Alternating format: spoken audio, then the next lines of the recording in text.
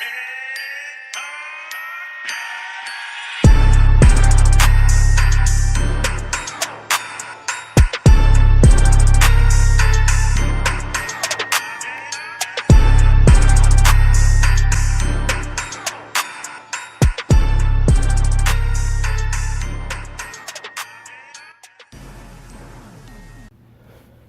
guys, Matt here, coming to you with a deck profile for Stardaku.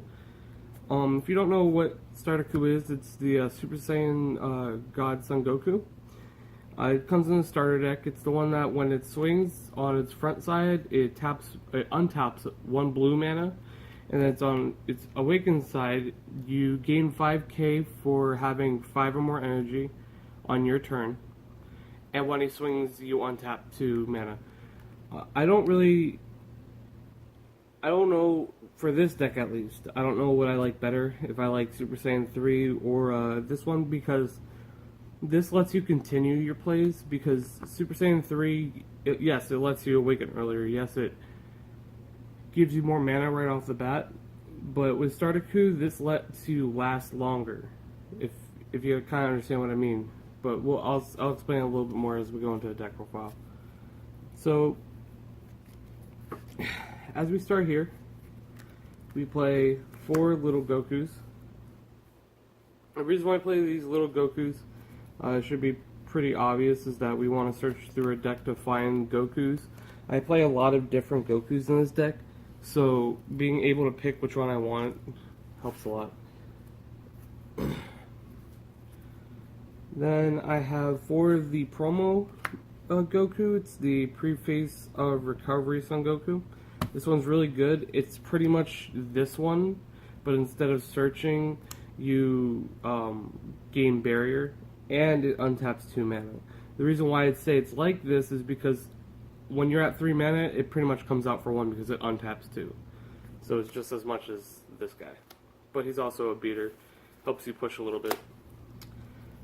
We play 3 of this Goku, the Onslaught, Rapid Onslaught, yeah. He helps you self-awaken. There's no real big problem with this card at all. It's a double strike, and when you do self-awaken, or hit yourself, you gain critical as well. I did that about 3 times during the tournament. Successfully, I should say. I also played this guy. I feel like in this deck, you really need to push early game, because you want to bring out your big beaters to push even further for game. And since when he evolves on top of something, he'll gain dual attacks, so he already has double strike. So at that point, you're going to be able to swing for double strike, and if they negate it, it's whatever, you get to stand back up, and then you get to put another Goku on top of it. This deck, I tried playing a lot of different cards to see how it worked, and I played this very often when I couldn't go through the whole, I guess you could call it a chain. I could go through the whole evolution chain to get to the triple striker or the double striker, so this guy helped me a lot to push for game. This guy's very good to help you get through your chain early on, but if you don't have it, I want to go with this guy.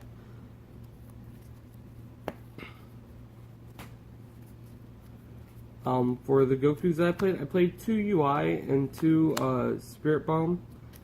The only reason, why I played, instead of playing 3, I wanted to have more options. I was going to just play 3 Ultra Instinct and be done with it, but instead I wanted more options, because when you're at the end of the game with this deck, your opponent's probably holding their negate for this Goku, and they've comboed out of everything else. If you're lucky, you got them at 2. So with this with the double striker, it makes it so they can't use that negate, and it helped a lot as well, because that pretty much is what happened. I dropped the 1-drop. I searched this one because they had 1 mana untapped with like 4 cards in hand. This pretty much just is the opposite of this, other than obviously the good bouncing part. But it's like this deck is totally situational. It can be crushed by 1 card, or it can be crushed by having a lot of cards. So you want different options. So that's why I played both of them. They're very good in their own, respective parts. Like, the UI is really good with removing stuff, and it's triple striker, which is really good. This is good to push for damage and try to make sure that you kill your opponent. It's very crucial in the deck. I played 3 of this girl, and then I played 3 of this dude. I hate this dude. This guy, I hate him. I like his effect, but I see him way too often. Like it's kind of ridiculous. It's gonna probably come down to 2 to put a 4th one here, but you want a lot of ability.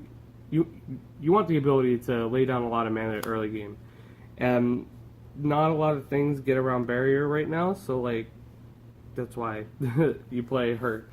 You play a lot of barriers in this deck, and it frustrates your opponent a lot because they just see that mana there and they're like they can't do anything about it. So, and then you don't lose hand advantage like objection does for you. So that's why I like that 2-drop more. We played some overwhelm cards. We played the Trunks. This was really good to get me the pieces that I needed. Sometimes I'm forced to combo with the pieces to my chain. So this gets me those pieces, or a lot of times I just search for a super combo to push for game. But this card is just really very well rounded. We also played 3 other black cards. We played the Increasing Evil Mass Saiyan. This is just an awakening target. I guess I should probably explain what this does. If you don't know what the Overseeing Trunks does, it's you tap 2 mana, then you get to overwhelm 4, and when you play it, you get to take a card from your battle card from your warp and put it into your hand. So when you warp him, the cards that you just warp are all targets now for you to grab, as long as they're battle cards, obviously. But that's why we play this guy, so that you can that onslaught that they just killed last turn, you get to add back, and you get to keep pushing through. So it's very good. It helps you have future plays. Then I play this. I'll explain this one as well. You overwhelm for 4. You pay 1 this time.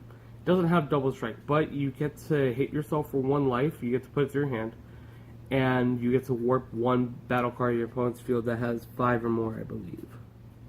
5 or less, sorry. Yeah, okay. I had to read it, I'm sorry.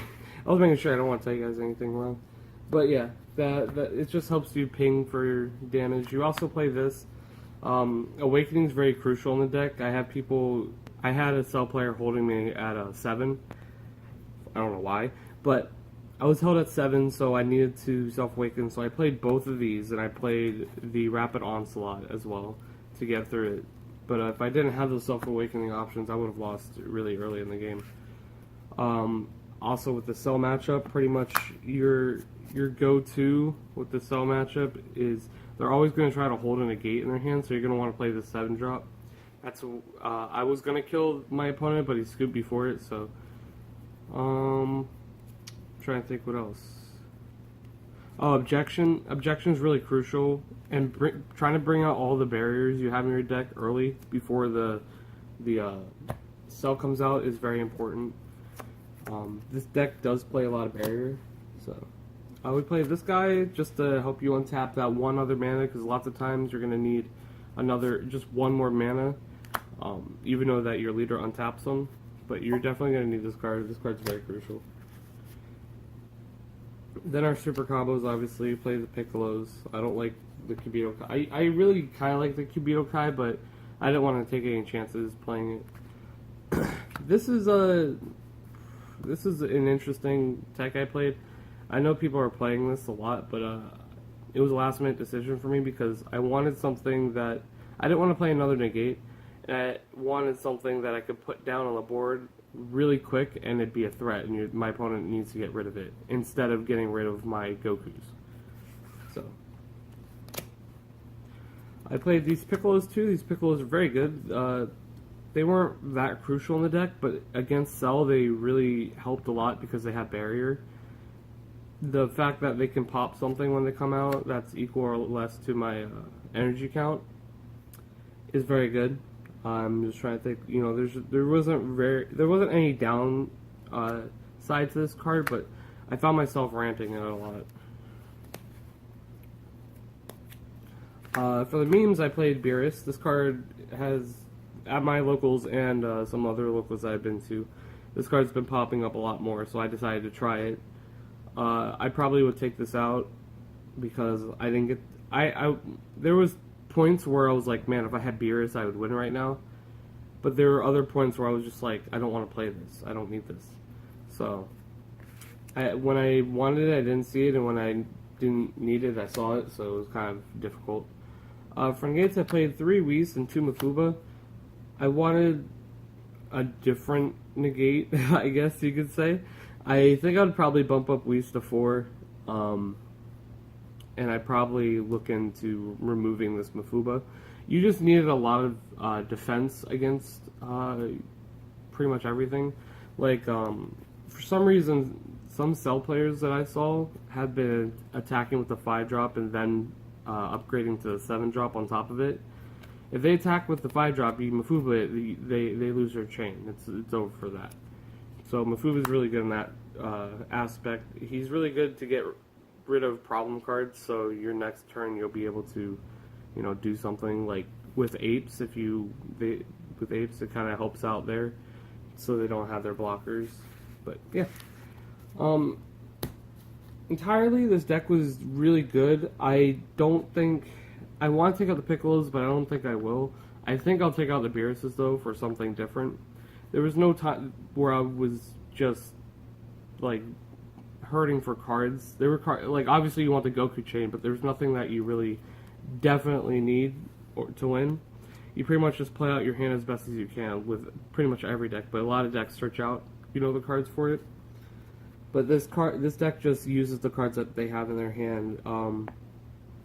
The Awakening helps a lot. The untapping is the best part in this deck. Like, the difference between this and Super Saiyan 3 in this deck is that Super Saiyan 3 untaps, 3 on the end of your turn. But I really need this because I need to go further into my early turns, because this format I feel like is becoming, kill or be killed really early in the game, so that's why I played it like that. But yeah, again, I went undefeated with this deck. It was not, I played against all good players. It wasn't like there was some locals, new people. I played 2 of my friends that are really very good players. One of them was playing a sort of funner kind of deck, more fun deck than what he usually plays. But it was still pretty competitive, and I still liked his build. It was scary playing against him, obviously, but I beat him. And then I played one of my other friends who was playing Cell. He was another very good player, but was new to Cell. He didn't do anything wrong. It was just that I kind of overwhelmed him with my board because I had barriers everywhere. I had 5 barriers on the board. When you have the 2 mana and the 1 Goku, or 2 Gokus and a Piccolo, they can't really do anything about it. And then I played 2 other Veggie decks. I don't remember who played what or what it was, but it was scary. I almost lost that one game, but I drew it out. But yeah, again, this deck just has a lot of good matchups against everything. I don't really see a bad matchup that it has, because when you're playing against, I think the most threatening deck right now is Cell, and when you're playing against Cell, you have such a great matchup because you lay down barriers like it's nothing at that point. And when they do sell you, you're probably going to have already 2 of the mana girls and then an objection already, so you're going to be at 5 mana when they're at 3. 5 or 6, which depends on what turn it is. And then you'll be able to recover a lot better than they will expect, because you have 6 mana on their turn 3. But yeah, thank you guys for watching again. I hope you guys take a chance on this guy. I did, and I'm very happy that I did. But yeah, thank you guys for watching. Please like, if you like the video, tell us that we're doing good. Sorry we took like a kind of just a short break for a little bit. I had school. But yeah, subscribe also to see new videos. Bye.